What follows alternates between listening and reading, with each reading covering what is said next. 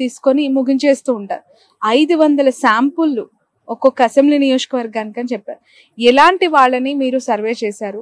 దాని accurate credibility ఆ sample కి ఏ విధంగా ఉంది? ఆ ఎగ్జిట్ పోల్స్ యొక్క విశ్వసనీయత గురించి మొదటిసారి చెప్పింది కూడా నేనే మేడం. ఎగ్జిట్ పోల్స్ అనేటువంటిది అసాధ్యం. ఎగ్జిట్ పోల్ అనేది డ్యూరింగ్ ది పోలింగ్ పీరియడ్ చేసేటువంటి దాన్ని ఎగ్జిట్ పోల్ అంటారు. మార్నింగ్ నుండి ఈవినింగ్ వరకు ఎగ్జిట్ పోల్ చేయడం అనేటువంటిది ప్రాక్టికల్ గా సాధ్యం కాదు. వందలాది మందిని రిక్రూట్ చేయాల్సి ఉంటుంది. ఆ రిక్రూట్మెంట్ కూడా ఒక్క వ్యక్తి అంటే ఒక రోజు కోసం రిక్రూట్ చేయాల్సి ఉంటుంది. కాబట్టి ప్రాక్టికల్ గా సాధ్యం కాదు. కాబట్టి పోస్ట్ పోల్ లేదా ప్రీ పోల్ మాత్రమే శాస్త్రీయమైనవి. ఎగ్జిట్ పోల్ అంత ఈజీ కాదని చెప్పినటువంటి వ్యక్తిని నేనే. అయితే ఇది పోస్ట్ పోల్ మేడం. పోలింగ్ మే 13వ తేదీ పూర్తయిన తర్వాత మే 15 నుండి మేము పోస్ట్ పోల్ స్టార్ట్ చేసాం. రాష్ట్రంలో ఉన్నటువంటి 175 నియోజకవర్గాల్లో నియోజకవర్గానికి 500 శాంపిల్స్ తీసుకోవడం 600 శాంపిల్ తీసుకుంటాం. అంటే క్వాలిటేటివ్ శాంపిల్స్ ఒక 500 ఉంటాయి. ఒక 500 శాంపిల్స్ తీసుకుంటూ సుమారుగా 1,00,000కు పైబడినటువంటి శాంపిల్స్ ఈ 18 రోజుల్లో సేకరించడం జరిగింది. సేకరించి అందులో ఒక 90,000 శాంపిల్స్ కు లెక్కగట్టి ఈ రోజు మీరు చూసినటువంటి ఈ ప్రిడిక్షన్ ఇవ్వడం జరిగింది అనమాట. కాబట్టి పోస్ట్ పోల్ అనేటువంటిది ఉన్నంతలో శాస్త్రీయమైనది. అయితే దీంట్లో మెజారిటీలు అవన్నీ రావు కానీ మేడం, దీంట్లో ఖచ్చితంగా విండ్ యొక్క వేవ్ ఎలా ఉంది, వైసీపీకి అనుకూలంగా ఉందా, టీడీపీకి అనుకూలంగా ఉందా అనేటువంటిది మాత్రం స్పష్టంగా అర్థమైంది. సో కాబట్టి మేము 175 నియోజకవర్గాల్లో కూడా ఏ నియోజకవర్గంలో ఎవరు గెలుస్తున్నారు అనే దాన్ని దృష్టి పెట్టాం. సో ఆ మేరకే ఈ రోజు మీ ముందు ఫలితాలు పెట్టాం. బట్ ఫలితాలు పెట్టేశారు, ఏ నియోజకవర్గంలో ఎవరు గెలుస్తున్నారు అనే డేటా మీ దగ్గర ఉంది.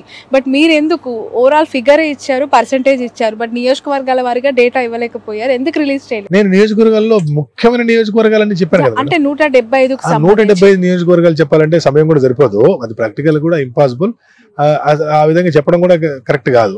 ఇప్పుడు ముఖ్యమైనటువంటి ఇప్పుడు మీరు కూడా మీడియా వాళ్ళు కూడా ఎవరు గెలుపోవడం గురించి మాట్లాడితే ప్రేక్షకులు చూస్తారు వాళ్ళ గురించి కదా.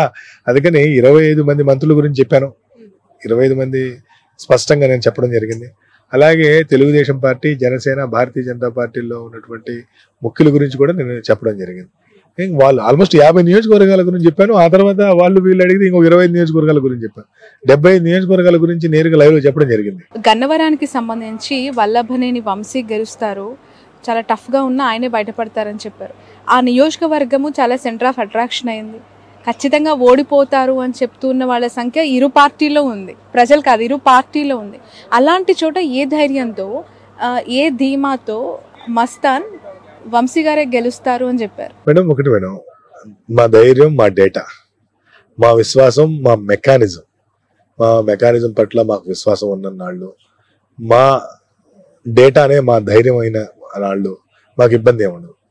ఇప్పుడు వంశీ గారు అక్కడ స్థానికంగా ఎలక్షన్ చాలా బాగా చేసుకున్నాడు. అయితే ఎలక్షన్ చేసుకున్నాడు కాబట్టి గెలుస్తున్నాడని కాదు. అతను ఎలక్షన్ కంటే కూడా చాలా ముందు 2 సార్లు ప్రీపోల్ చేస్తే కూడా అక్కడ ఆయన లీడ్ లో కనబడ్డాడు. ఈసారి ఖచ్చితంగా ఈ 3 పార్టీలు గెలిస్తే ఇబ్బంది ఉంటది అన్న సంగతి ఆయన తెలుసుకొని చాలా జాగ్రత్తగా పోల్ మేనేజ్మెంట్ కానివ్వండి, ఎలక్షన్ హీరింగ్ కానివ్వండి, బూత్ మేనేజ్మెంట్ కానివ్వండి, అవన్నీ చాలా చక్కగా చేసుకోగలిగాడు. కాబట్టి ఈ రోజు ఆ ఫలితం రాబోతా ఉంది. సో అందుకని ఇంత ధైర్యంగా కూడా నేను చెప్పగలిగాను. పక్కనున్న గుడివాడకి సంబంధించి ప్రస్తావించలేదు ప్రెస్ మీట్ లో, ఎలా ఉంది అక్కడ ట్రెండ్? అంటే గుడివాడని ఎందుకు ప్రస్తావించలేదు అనేది, గుడివాడ ఖచ్చితంగా టైట్ కాన్స్టిట్యున్సీ. గుడివాడలో నాని గారిని, గన్నవరంలో వంశీ గారిని ఓడించడానికి అనేక మంది ఆ 2 నియోజకవర్గాల్లో మోహరించారు. మామూలుగా మోహరించలా, వేరే దేశాల నుండి కూడా వచ్చి మోహరించారు. కాబట్టి ఇది కొద్దిగా టైట్ కాన్స్టిట్యున్సీ, అందుకని దాని గురించి నేను పెద్దగా ప్రస్తావించలేదు. చాలా టఫ్ గా ఉంది. స్టిల్ ఖచ్చితంగా ఎవరికి ఉందంటారు? చూడాలి ఏమవుద్దనేది. మీరు చేశారు కదా పోస్ట్ పోల్ చెప్పడానికి, కొంత తెలుగుదేశం పార్టీకి అనుకూలంగా ఉండే అవకాశం ఉంది. సార్, ఈ ఎంటైర్ ఎలక్షన్ ప్రాసెస్ లో మీరు గమనించిన అంశాలు ప్రధానంగా నెగటివ్స్, పాజిటివ్స్ ఏంటి? ఇప్పుడు గతంలో దాదాపు 49% ఆఫ్ ఓట్ షేర్ వైసీపీ సంపాదించింది. ఇంచుమించుగా దాని కొన్ని పాయింట్స్ ఇప్పుడు 50% మీరు ఇస్తూ ఉన్నారు. బట్ ఇక్కడ సీట్లు తగ్గుతూ ఉన్నాయి, అక్కడ పెరుగుతూ ఉన్నాయి. డిఫరెన్సియేషన్ ఏ విధంగా ఉంది? అంటే శ్రావణి గారు, 2019లో Telugu Desam party, Janasena party, BJP party, YSRCP party వేరువేరుగా పోటీ చేసింది. పోటీ చేయడంతో వైఎస్ఆర్సీపీకి సుమారు 50% ఓటు బ్యాంక్ వచ్చింది. తెలుగుదేశం పార్టీకి 39% పైచిలుకే వచ్చింది. అంటే డైరెక్ట్ గా 10-11% గ్యాప్ ఉండటంతో ఎక్కువ సీట్లు వచ్చినాయి. ఇప్పుడు 10% ఓటు బ్యాంకు ఉన్నటువంటి జనసేన కూడా వచ్చి యాడ్ అయింది. సో ఆటోమేటిక్ గా బీజేపీ యాడ్ అయింది. వీళ్ళందరూ యాడ్ అయినప్పుడు సరే కొంత డిసడ్వాంటేజ్ వీళ్ళంతా యాడ్ అయ్యి 47% అయింది. కాబట్టి 49కి 47% అని పోటీ ఉన్నప్పుడు అనేక నియోజకవర్గాల్లో కూటమి గెలుస్తుంది. కాబట్టి 2019తో మనం కంపేర్ చేయలేము. ఎందుకు కంపేర్ చేయాలంటే 2019లో అది మల్టీ కార్నర్ కంటెస్ట్ జరిగింది. ఇప్పుడు 1-1 కంటెస్ట్ కదా, 3 పార్టీలు ఒక కూటమైంది, ఇది ఒక కూటమైంది. కాబట్టి ఖచ్చితంగా 2019తో పర్సంటేజ్ ఆఫ్ ఓట్స్ ని మీరు కంపేర్ చేయొచ్చు, కానీ నంబర్ ఆఫ్ సీట్స్ ని మీరు కంపేర్ చేయలేరు. ఓకే, ఈ ఎస్పెషల్లీ 3 పార్టీల కలయిక అంశము ఏ విధంగా ఉందంటారు గ్రౌండ్ లెవెల్లో? ఎందుకు అంటే బీజేపీతో పొత్తు పెట్టుకోవడం వల్ల ముస్లిమ్స్ దూరం అయ్యారు, మైనార్టీలు దూరం అయ్యారు అని ఒక వర్గం చెప్తూ ఉంటే, జనసేనతో పొత్తు పెట్టుకోవడం వల్ల కాపుల్లో స్ప్లిట్టింగ్ వచ్చింది, వాళ్ళంతా వైసీపీకి అలైన్ అయ్యారు అని చెప్పే వాళ్ళ సంఖ్య కూడా అదే స్థాయిలో ఉంది. కొంత ఇబ్బంది ఉంది శ్రావణి గారు. విషయం 2014లో జనసేన పార్టీ పెట్టిన కొత్తలో అలయన్స్ కి వెళ్ళినప్పుడు సీట్ల గొడవ లేదు. ఆ రోజు జనసేన సీట్లు అడగలేదు, కేవలం సపోర్ట్ చేశారు. కాబట్టి అసలు గోల్ లేదు, ఓట్ ట్రాన్స్ఫర్ విషయం లేదు, లీడర్కి ఏ సీట్ ఇవ్వాలి ఇవ్వండి. కానీ 2024లో వాళ్ళు ఖచ్చితంగా 50 సీట్లు మా జనసేనకి ఇస్తాయని జనసేన శ్రేణులన్నీ ఆశించినాయి. ముఖ్యంగా కాపు కమ్యూనిటీ ఖచ్చితంగా మాకు 50 సీట్లు అన్న ఇస్తారు అనేటువంటిది ఆశించారు. ఎప్పుడైతే 50 సీట్లు రాక దాన్ని 40, 30, 20, 24కి ఇచ్చారో ఆ రోజు ఈ జనసేన శ్రేణులన్నీ దిగాలు పడినాయి. కాపు కమ్యూనిటీ అంతా కూడా చాలా ఒక రకమైనటువంటి ఉద్రేకానికి లోనయ్యారు. ఆ తర్వాత 24 కూడా మళ్ళీ 3 బీజేపీకి ఇచ్చేసి 21కి పరిమితం చూసారా. ఆ రోజుతో ఖచ్చితంగా కాపు కమ్యూనిటీ చాలా ఇబ్బంది పడింది. జనసేనకి ఎక్కడైతే సీట్లు ఇచ్చారో జనసేనకు సీట్లు ఇచ్చిన దగ్గర టీడీపీ ఓటు బ్యాంకు బాగా ట్రాన్స్ఫర్ అయింది. టీడీపీకి ఎక్కడైతే సీట్లు ఇచ్చారో అక్కడ జనసేన ఓటు బ్యాంక్ ట్రాన్స్ఫర్ కాలేదు. ఎందుకు కాలేదంటే ఈ బాధే కారణం. ఇంత పెద్ద పవన్ కళ్యాణ్ తీసుకుని 50 సీట్లను ఇస్తారనుకుంటే 21 సీటే ఇచ్చారనేటువంటి బాధ ఏదైతే ఉందో, ఆగ్రహం ఏదైతే ఉందో ఆ వర్గాల్లో, ఆ ఆగ్రహం కారణంగా జనసేన ఓటు బ్యాంకు 100% ట్రాన్స్ఫర్ కాలేదు. సో కాబట్టి జనసేన టీడీపీ అలయన్స్ సరే ఈ రోజు కనీసం టీడీపీకి సీట్లు పెరుగుతున్నాయి, జనసేనకి సీట్లు పెరుగుతున్నాయి, బీజేపీ పెరుగుతున్నాయి. కాబట్టి అధికారంలో రాలేకపోయినా కూడా టీం లేదంటే ఆ కూటమి సక్సెస్ అయినట్టే, గతం కంటే ఎక్కువ సీట్లు సాధిస్తుంది. కాబట్టి ఓకే, రైట్. ఎస్పెషలీ ఈ సోషల్ ఇంజనీరింగ్ అనే పదం ఈ 2024 ఎన్నికల్లో చాలా ఎక్కువగా అనిపించింది. మొదటగా దాని మీద అనాలిసిస్ చేసిన వ్యక్తి ఆరా మస్తాన్. గ్రౌండ్ లో మీకు వెళ్ళినప్పుడు ఎలాంటి రియాలిటీస్ కనిపించాయి? ఎస్పెషల్లీ బీసీలు గంపగుత్తగా టీడీపీకి కొన్ని సంవత్సరాలుగా అలైన్ అయ్యి ట్రావెల్ అవుతున్న వాళ్ళని జగన్ ఏ విధంగా చీల్చాడు? బీసీ కమ్యూనిటీ ఏ విధంగా అలైన్ అయింది? శ్రవణి గారు, జగన్మోహన్ రెడ్డి గారు ఈ రాష్ట్రంలో ఉన్న సామాజిక వర్గాల నాడి పట్టుకున్నారంటంలో సందేహం లేదు. చూడండి, మనందరూ తెలుసు ఫలానా కులం అంటే ఈ పార్టీకి అనుకూలం, ఫలానా కులం అంటే ఈ పార్టీ అనుకూలం, మనం అందరూ అనుకుంటూనే ఉంటాం, జనరల్ అది కామన్. దీన్ని పొలిటికల్ ఎఫినిటీ అంటారు. అంటే పొలిటికల్ ఎఫినిటీ గ్రూప్స్. సపోజ్ కమ్మ, వైశ్య లేదా క్షత్రియ ఈ వర్గాలు టీడీపీ ఎఫినిటీ, రెడ్డి, మాల, మాదిగ, ముస్లిము ఇవన్నీ వైఎస్ఆర్సీపీ ఎఫినిటీ.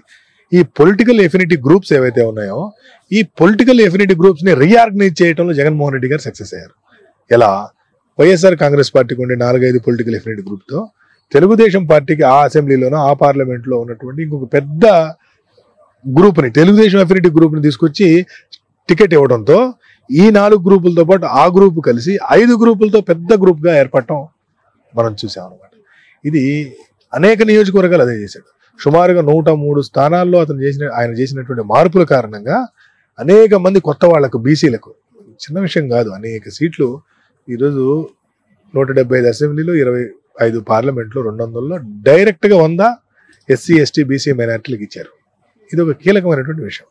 రెండో విషయం, ఇవ్వటమే కాకుండా మహిళలతో పాటు పార్టీని నమ్ముకున్నటువంటి వాళ్ళకి అనేక దగ్గరలో అడ్జస్ట్ చేయడం అనేటువంటిది ఈ పొలిటికల్ రీఆర్గనైజేషన్ కి బాగా ఉపయోగపడింది. ఒక ఎక్స్ అనే కాన్స్టిట్యున్సీలో ఒకరి మీద వ్యతిరేకత ఉంది, ఎన్నికలకు 6 నెలల ముందు వాళ్ళని తీసుకెళ్లి ఇంకెక్కడో వేసేశారు, ఇంకొక ఆయన తీసుకొచ్చి ఇక్కడ వేసారు. ఆ ఎక్స్ అనేటువంటి వ్యక్తి ఎవరైతే ఉంటారో వారి మీద ఉన్నటువంటి ఆ వ్యతిరేకత, ఆ కోపం అంతా కూడా తగ్గిపోయింది ఆటోమేటిక్ గా. అక్కడ తగ్గుతుంది. కానీ మార్చబడిన ఇప్పుడు సపోజ్ విడుదల రజనీ గారు ఈ రోజు ట్రయల్ లో ఉన్న చాలా టఫ్ సిచ్యువేషన్ ఉంది అని మీరు చెప్పారు. ఓడిపోవచ్చు అని కూడా అభిప్రాయపడుతున్నారు చాలా సర్వే సంస్థలు. బట్ యాక్సెప్టెన్సీ ఆ నియోజకవర్గాలు ఏమాత్రం ఉందంటే? ఎగ్జాక్ట్లీ. విడుదల రజనీ గారు గుంటూరు వెస్ట్కి వెళ్ళి చాలా కష్టపడ్డారు. 100 రోజుల పాటు బాగా తిరిగి బాగా ఎలక్షన్. విడుదల రజనీ గారు కాకుండా ఇంకెవరైనా సరే, విడుదల రజనీ గారు కాకుండా ఇంకెవరైనా సరే అక్కడ ఆ మాత్రం పెర్ఫార్మెన్స్ ఇచ్చేటువంటి పరిస్థితి లేదు. అది హార్డ్ కోర్ తెలుగుదేశం కాన్స్టిట్యున్సీ. ఆ నియోజకవర్గంలో పొలిటికల్ ఎఫినిటీ గ్రూప్స్ అన్ని కూడా టీడీపీతో ఉంటాయి. టీడీపీ ఎఫినిటీ గ్రూప్స్ ఎక్కువ అయినా కూడా ఈ రోజు ఇంత పోటీ ఇవ్వగలుగుతుంది అంటే చిన్న విషయం కాదు. కాబట్టి నేను కూడా ఏంటంటే మార్జిన్ ఆఫ్ ఎర్రర్ లోబడి ఉంది అక్కడ రిజల్ట్. మార్జిన్ ఆఫ్ ఎర్రర్ లోబడి ఉంది అనమాట. కాబట్టి ఈ మార్చినందువల్ల ప్రయోజనం జరిగినట్టే కదా. బహుశా అక్కడ ఆవిడ కాకుండా ఇంకెవరు నిలబెట్టినా కూడా ఆ స్థాయి పెర్ఫార్మెన్స్ లేదా ఆ స్థాయి ఫలితం వచ్చేటువంటి పరిస్థితి లేదు. Okay, right.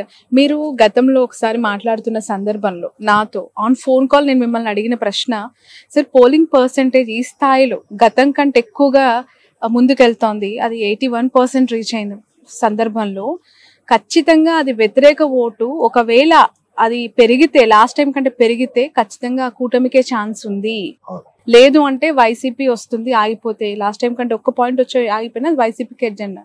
బట్ ఈ రోజు చూస్తే ఎంటైర్లీ డిఫరెంట్ గా మీ రిజల్ట్ ఇవ్వడం జరిగింది. ఎగ్జాక్ట్లీ శ్రావణి గారు, మనం మాట్లాడుకుంది బిఫోర్ పోలు.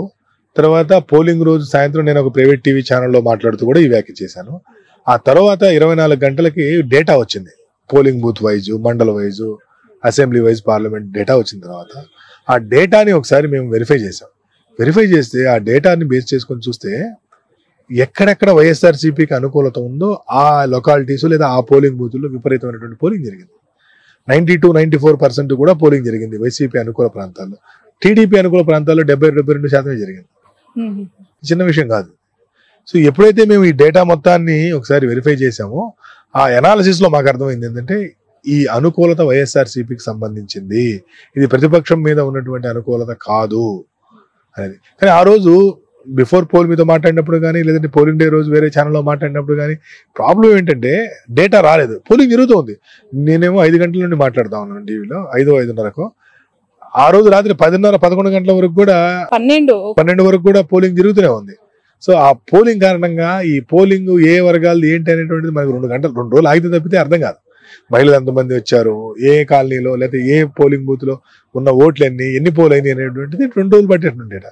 2 రోజుల తర్వాత ఇవన్నీ చూసిన తర్వాత ఇది వైఎస్ఆర్సీపీ ప్రభుత్వానికి అనుకూల ఓటు పడింది అనేటువంటి క్లారిటీకి అయితే మేము రాగలిగాం. Okay, right.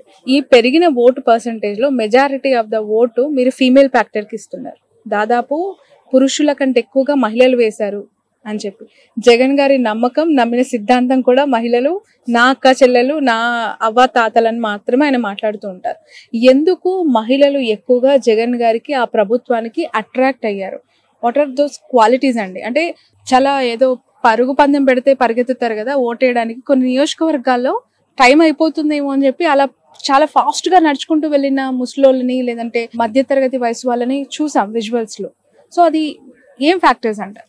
శ్రావణి గారు, మహిళలకి ఒకటి ప్రధానంగా అవసరమైంది ఆత్మగౌరవం, 2 ఆర్థికంగా చేయూతనిచ్చేటువంటి ఆత్మగౌరవం. ఎక్కడ పెరిగిందంటే వాళ్ళు గ్రామంలో లేదా వాళ్ళ వార్డులో ఏ పని కోసం కూడా ఎవరి దగ్గరికి వెళ్లాల్సిన పని లేదు. వాళ్ళకి ఏదైనా పని ఉందని వాలంటీర్కి ఫోన్ చేస్తే వాలంటీరే వచ్చి వాళ్ళకి కావాల్సిన సర్టిఫికెటో, వాళ్ళకి కావాల్సినటువంటి పెన్షనో, వాళ్ళకి కావాల్సినటువంటి ఇల్లు, స్థలమో అన్ని ఈ వాలంటీర్ రాసి పోవాల్సిన పరిస్థితి. అంటే వాళ్ళు ఒక పని కోరి ఎవరి దగ్గరికి వెళ్ళి చేతులు కట్టుకుని నిలబడాల్సినటువంటి అవసరం లేదు. It's number 1. నంబర్ 2, ఆర్థిక స్వావలంబన. 2 నెలలకో 3 నెలలకో అకౌంట్లో 10,000 15,000. రూరల్ ఏరియాలో 10-15 వేలు అనేది చిన్న విషయం కాదు. 200 రూపాయల నుండి 300 రూపాయలు మాత్రమే ఒక మహిళ కూలి ఉంటుంది. 20 రోజుల నుండి 25 రోజులు మాత్రమే పని దొరుకుతుంది. 25 రోజులు పనికి వెళ్తే 7,500 రూపాయలు వస్తుంది. 20 రోజులు పని దొరికితే 6,000 రూపాయలు వస్తుంది. అటువంటి మహిళ అకౌంట్లో 2 నెలలకో 3 నెలలకో ఏదో ఒక పథకం పేరుతో 60,000, 80,000, లక్ష రూపాయలు దొరకడం అనేది చిన్న విషయం కాదు. సో కాబట్టి ఖచ్చితంగా ఇది మహిళల ఆర్థిక స్వావలంబన, ఆత్మగౌరవాన్ని. అందుకని మహిళలు ఎక్కువగా జగన్మోహన్ రెడ్డి గారిని ఆదరించారు. మన 55-56% మంది మహిళలు ఈరోజు ఓటింగ్ చేశారు. Okay, right. Urban and rural పూర్తిగా కన్సాలిడేట్ అయిపోయారంటారా? మొత్తం టీడీపీకి వాళ్ళేశారు, రూరల్ అంతా వైసీపీకి. రూరల్లో ఎక్కువగా వైఎస్ఆర్సీపీకి ఓటింగ్ జరిగింది. అర్బన్ లో పోలింగ్ పర్సంటేజ్ తక్కువ. ఆ తక్కువ కారణంగా సహజంగా అర్బన్ ఏరియాలన్నీ కూడా నేను ఇందాక చెప్పాను, శ్రీకాకుళం, విజయనగరం, విశాఖ, రాజమండ్రి, ఏలూరు ఇవన్నీ కూడా కొంత టీడీపీకి అనుకూలంగా ఉన్నాయనేటువంటి సంగతి చెప్పాను. సహజంగా అర్బన్ ఏరియాలో వాళ్ళకి అనుకూలంగా ఉన్నాయి. అంతకు మించి అక్కడ మీరు చూస్తే సాలిడ్ గా 74% పోలింగ్, రూరల్ ఏరియాలో 92% జరిగింది. కాబట్టి ఈ పెరిగినటువంటి ఈ రూరల్ ఓటింగ్, అందులో ముఖ్యంగా ఈ ఎస్సీ ఎస్టీ కాలనీలో పెరిగిన ఓటింగ్ అంతా కూడా వైఎస్ఆర్సీపీకి అనుకూలంగా పడిందని చెప్పడంలో ఎటువంటి సందేహం లేదు. Majority of the negative points లో రాజధాని అంశం ఒకటి అని చెప్పి మస్తాన్ గారు ఇందాక ముందు ప్రెస్ మీట్ లో చెప్పారు. తీసేయాలనుకున్న గుంటూరు అమరావతిలో, పెట్టాలనుకున్న వైజాగ్ లో acceptance. This is very sad truth.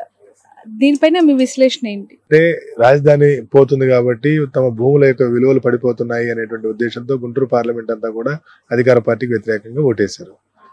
విశాఖపట్నంలో మేము ప్రశాంతంగా ఉంటున్నాం, ఇక్కడికి వచ్చి మీరంతా రాజధాని, రాజులు, రాజ్యాలు, ఇక్కడికి వచ్చి ఎమ్మెల్యేలు ఈ గోలంతా ఉంటే మేము ప్రశాంతత పోయిద్దని చెప్పి వాళ్ళు వ్యతిరేకంగా ఓటు వేశారు. అందుకనే విశాఖపట్నం పార్లమెంటు, గుంటూరు పార్లమెంట్ లో 1-2కి మించి వైసీపీకి వచ్చే అవకాశం లేదు.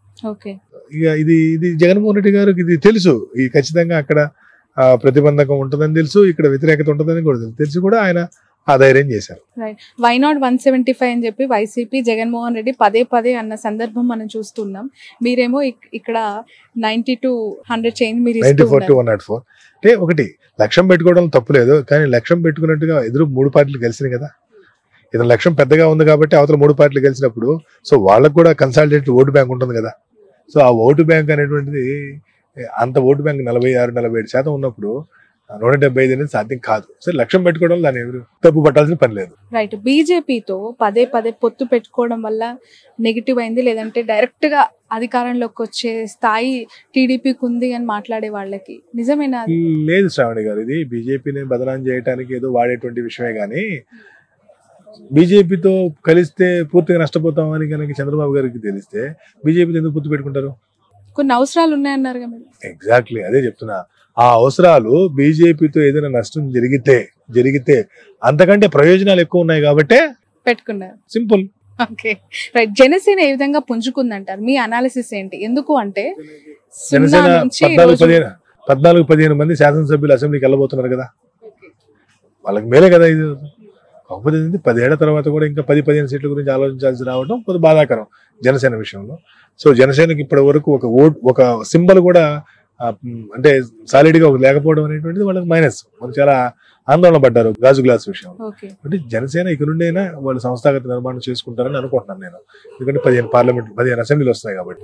ఇక్కడ ఒక క్వశ్చన్ నేను మిమ్మల్ని అడగాలి. జనసేన పార్టీ కాపు సామాజిక వర్గం ఫ్యాక్టర్లు ఓన్లీ వాళ్ళే పవన్ కళ్యాణ్ కి అట్రాక్ట్ అవుతున్నారా, యూత్ అట్రాక్ట్ అవుతున్నారా, లేదు మిగతా సామాజిక వర్గాలను కూడా అట్రాక్ట్ చేసేలాగా పవన్ కళ్యాణ్ కి గ్రౌండ్ లో ఉందా? అంటే ఒకటండి, పవన్ కళ్యాణ్ ప్రధానమైనటువంటి ఓటు బ్యాంకు కాపు ఓటు బ్యాంకు, తర్వాత యూత్. సరే ఆ యూత్ లో ఏ వయసు వాళ్ళు ఓటు హక్కు ఉన్నవాళ్ళ లేరా అంటే అది ఒక పెద్ద చర్చ. కానీ పవన్ కళ్యాణ్ గారిని ఎక్కువ మంది లైక్ చేస్తుంది మాత్రం రాజకీయంగా కాపు కమ్యూనిటీ. సినిమా పరంగా అందరు లైక్ చేస్తారు, irrespective of the caste, religion, అందరు అన్నిట్లో ఆయన అభిమానులు ఉంటారు. కానీ బట్ ఖచ్చితంగా ఈ ఎన్నికల తర్వాత ఆయన సంస్థాగత నిర్మాణం కొంత చేసుకుంటారని మాత్రం నేను ఆశిస్తున్నాను. చాలా సర్వే సంస్థలు కూటమికి అనుకూలంగా ఇచ్చాయి. ఆరా మస్తాన్ గారు వైసీపీ అధికారంలోకి వచ్చే అవకాశం ఉందని ఇచ్చాయి. అంటే చాలా ఏం కాదు, అనేక సంస్థలు వైసీపీ కూడా వచ్చాయి. బట్ నేను firmly definitely YCP will form the government అని నేను నా సర్వే ద్వారా అదే నిరూపితమైంది, అదే ఇస్తున్నాను. నమ్మొచ్చా వైసీపీ దీన్ని బ్లైండ్ గా నమ్మొచ్చు? ఖచ్చితంగా నమ్మొచ్చు. తప్పదు, ఎట్టి పరిస్థితుల్లో అవకాశం లేదు తప్పడానికి. తప్పితే ఎట్టి పరిస్థితులు తప్పిన తర్వాత అసలు మీరు వెళ్ళి ఇంటర్వ్యూ కూడా అడగరా? అడుగుతాను, ఎలా తప్పింది అని అడగొచ్చేమో, మీ లెక్కలు ఎలా తప్పాయి అని అడగొచ్చేమో. ఇప్పటికి తప్పదు. ఈసారి మళ్ళీ మీ సర్వే మరొకసారి నిజమైంది అని చెప్పి ఇంకొక ఇంటర్వ్యూలో తప్పనిసరి కలుద్దాం. అప్పుడు అనేక విషయాల పట్ల డిస్కస్ చేద్దాం. బిఫోర్ క్లోజింగ్, ఎందుకు బీఆర్ఎస్ మీద అంత కక్షపూరితమైన 0% పడేశారు? కక్ష కాదు అది, వాళ్ళకి వస్తున్నటువంటి ఓట్లు కూడా 0. అనేక నియోజకవర్గాల్లో వాళ్ళకి డిపాజిట్ రావట్లా. అనేక నియోజకవర్గాల్లో వాళ్ళు ఎక్కువ నియోజకవర్గాల్లో 3 వస్తాం. కాంగ్రెస్ బీజేపీ పరిస్థితి తెలంగాణలో ఏ విధంగా మీరు అనలైజ్ చేస్తారు? బీజేపీకి ఎక్కువ సీట్లు వచ్చే అవకాశం ఉంది కదా. ఓకే, అంటే అక్కడ కాంగ్రెస్ అధికారంలో ఉంది రాష్ట్రంలో. మీరు గతంలో కాంగ్రెస్ పార్టీకి భారతదేశంలో ఎక్కువ సీట్లు వస్తున్నటువంటి రాష్ట్రాల్లో తెలంగాణ ఒకటి, ఎంపీ. కాబట్టి ఖచ్చితంగా తెలంగాణ నాయకత్వాన్ని అభినందించాల్సిందే. కర్ణాటకలో కూడా ఈ రోజు అంత గొప్ప పరిస్థితి లేదు. కాబట్టి ఖచ్చితంగా కాంగ్రెస్ పార్టీ పెర్ఫార్మెన్స్ చాలా గుడ్ పెర్ఫార్మెన్స్. మిమ్మల్ని ఒక క్వశ్చన్ తో క్లోజ్ చేస్తాను. జగన్ గారికి ఈ ఎంటైర్ సర్వే చేసిన తర్వాత ఒక సలహా ఇవ్వాలి అంటే ఏమి ఇస్తారు? కూటమికి బాబు గారికి ఒక సలహా ఇవ్వాలంటే ఒక సెఫాలజిస్ట్ గా ఆరా మస్తాన్ చూసిన రియాలిటీస్ ఉద్దేశించి ఏం చెప్పగలుగుతారు? జగన్మోహన్ రెడ్డి గారు పాటిస్తున్నటువంటి సోషల్ ఇంజనీరింగ్ పాటించమని చంద్రబాబు నాయుడు గారికి చెప్తాను. చంద్రబాబు నాయుడు గారు ఏదైతే డెవలప్మెంట్ మోడల్ చూపిస్తున్నారో దాన్ని ఫాలో కమ్మని జగన్మోహన్ రెడ్డి గారికి చెప్తాను. ఇక్కడ క్రాస్ అడ్వైజ్ ఇస్తున్నారు మీరు ఇద్దరు. It's fact. ఓకే, వాళ్ళు ఇది చేస్తే ఈయన ఇది చేస్తే ఖచ్చితంగా సక్సెస్ అవుతారు. పోటాపోటీకి ఈ రాష్ట్ర ప్రయోజనాలు దెబ్బతినకుండా బాగుపడతాయి. ఓకే, కుప్పంలో ఓడగొడతామని వైసీపీ చెప్తోంది, మీరేమో గెలుస్తున్నారన్నారు. మంగళగిరిలో లోకేష్ కి, పిఠాపురంలో పవన్ కి, బాలయ్యకి రకరకాల వార్తలండి. మీరేమో క్లియర్ గా వాళ్ళందరూ గెలిచేస్తున్నారు. నిజంగా అంత క్లియర్ కట్ గా ఉందా మ్యాండేట్ అక్కడ? క్లియర్ గా గెలుస్తున్నారు. బాబు గారి గురించి అక్కడ పర్సంటేజ్ ఏం లేదు. బాబు గారు కంఫర్టబుల్ 40,000+ మెజార్టీతో వారు గెలవబోతున్నారు. అక్కడ పవన్ కళ్యాణ్ గారు వారు కూడా 40,000కు పైబడిన మెజార్టీ, లోకేష్ గారు 20,000కు పైబడిన మెజార్టీతో గెలవబోతున్నారు.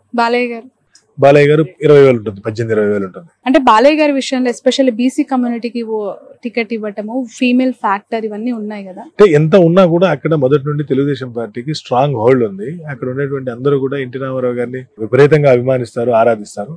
సో కాబట్టి వాళ్ళు ఖచ్చితంగా అక్కడ తెలుగుదేశం పార్టీకి పెంచుకోండి. ఇప్పటి వరకు 83 నుండి ఓడిపోయినటువంటి సీటు హిందూపూర్. అవును, రైట్. ఇక్కడ వంగ గీత గారు చాలా టఫ్ ఫైట్ ఇచ్చారు, డిప్యూటీ సీఎం చేస్తానన్నారు. అవి ఏమీ కన్సిడరబుల్ కాలేదా గ్రౌండ్ లో? ఒకటి కమ్యూనిటీ సుమారు 1,00,000 ఓట్లు ఉన్నటువంటి కాపు కమ్యూనిటీ ఈసారి పవన్ కళ్యాణ్ గారు ఓడిపోతే కమ్యూనిటీ పరువు పోతుంది అనేటువంటి ఒక ధోరణిలోకి వెళ్ళిపోయారు. కాబట్టి ఈ రోజు చాలా తేలికగా ఆయన గెలవబోతున్నారు. Okay, right. Thank you so much Aara Mastan గారు, మీ వాల్యుబుల్ టైం ని మాకు అందించినందుకు. ఫైనల్లీ ఈ సర్వే గురించి ఏదైనా మెసేజ్ ఇవ్వాలనుకుంటున్నారా మీ సంస్థ తరపున? ఖచ్చితంగా జూన్ 4వ తేదీ మా ఫలితాలే నిజంగా అవుతా ఉన్నాయి. జూన్ 5వ తేదీ తిరిగి మీ అందరి ముందుకు ఈ విషయంతో మళ్ళీ వస్తాను. ధన్యవాదాలు. Thank you so much. ఇది ఆరా మస్తాన్ గారితో స్పెషల్ ఇంటర్వ్యూ.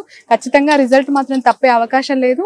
తప్పితే ఇంకా ఫ్యూచర్ ఉండదు సెఫాలజిస్ట్ గా అని చెప్పి తను అభిప్రాయపడుతున్నారు. ఎందుకంటే ఆరా మస్తాన్ చాలా అక్యురేట్ గా లాస్ట్ టైం లో కూడా అనేక రిపోర్ట్స్ జెన్యూన్ గా ఉన్నాయి, ఎగ్జాక్ట్లీ జరిగాయి. కాబట్టి ఇప్పుడు కూడా జరుగుతుంది, జరగబోతుంది అని నమ్మాలి అంటున్నారు. That's all for now.